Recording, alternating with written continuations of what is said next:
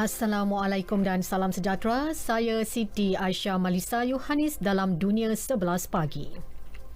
Pertubuhan Perjanjian Atlantik Utara NATO menolak tuntutan Rusia untuk membatalkan komitmen 2008 ke atas Ukraine untuk menjadi ahli perikatan itu. Setiausaha Agungnya Jens Stoltenberg memaklumkan perkara itu akan ditentukan oleh 30 ahli perikatan itu. Beliau berkata demikian selepas bertemu Chancellor Baharu Jerman Olaf Scholz.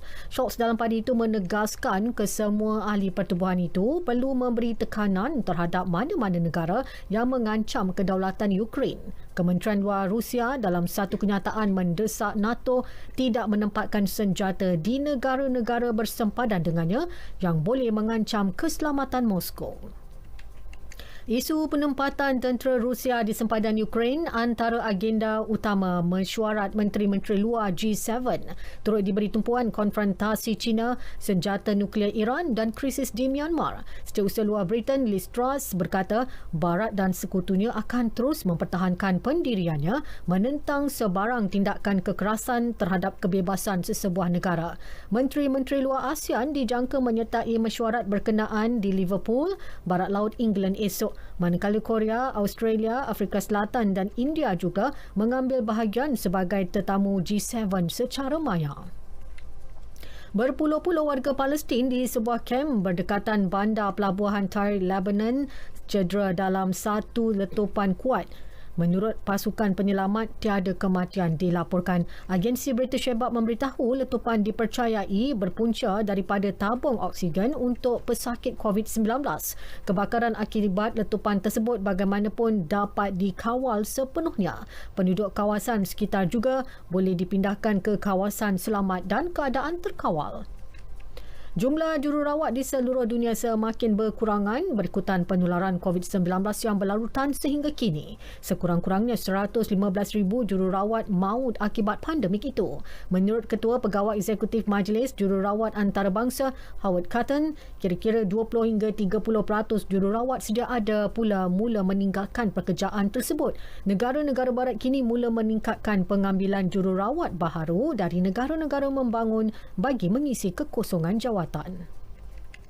Suntikan dos penggalak COVID-19 mampu memberi perlindungan terhadap kesan jangkitan ringan varian Omicron selain meningkatkan semula keberkesanan vaksin yang diambil sebelumnya. Demikian dinyatakan Agensi Keselamatan Kesihatan United Kingdom UKHSA. Ketua Penasihat Perubatan UKHSA Dr. Susan Hopkins memberitahu kesan dos penggalak boleh dilihat seawal 7 hingga 14 hari selepas ia diambil. Penggunaan dos penggalak dari AstraZeneca atau Pfizer dapat meningkatkan keberkesanan vaksin sebanyak 70 hingga 75% terhadap varian Omicron.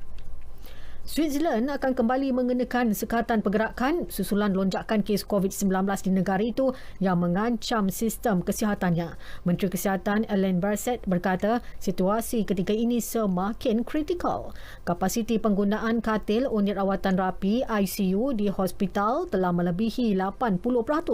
Perbincangan mengenai penutupan itu sedang diadakan kerajaan dengan pihak berkuasa tempatan.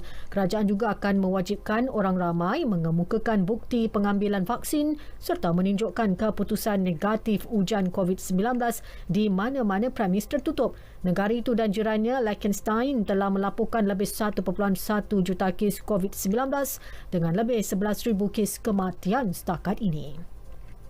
Bola sepak Liga Perdana Inggeris, Brentford bangkit daripada ketinggalan 1 gol untuk menewaskan Watford 2-1 awal pagi tadi. Brian Mbeumo muncul wira menjaringkan gol kemenangan pada minit akhir perlawanan menerusi sepakan penalti. Skuad kendalian Thomas Frank kini naik ke kedudukan ke-9, 10 mata di luar zon penyingkiran dalam musim pertama mereka di Liga Utama England dalam tempoh 74 tahun. Mino Raiola, ejen kepada Erling Haaland, menamakan Manchester City, Real Madrid, Barcelona dan Bayern Munich sebagai kelab boleh disertai bintang penyerang Norway itu pada tahun depan. Pemain berusia 21 tahun itu masih memiliki kontrak bersama Borussia Dortmund hingga 2024. Namun 23 gol dalam 20 aksi Liga Juara Eropah buat Dortmund dan bekas kelabnya Salzburg menarik minat kelab utama Eropah. Sekian berita yang disunting oleh Ashrik Fahmi Ahmad dari Pusat Berita RTM. Assalamualaikum dan salam sejahtera.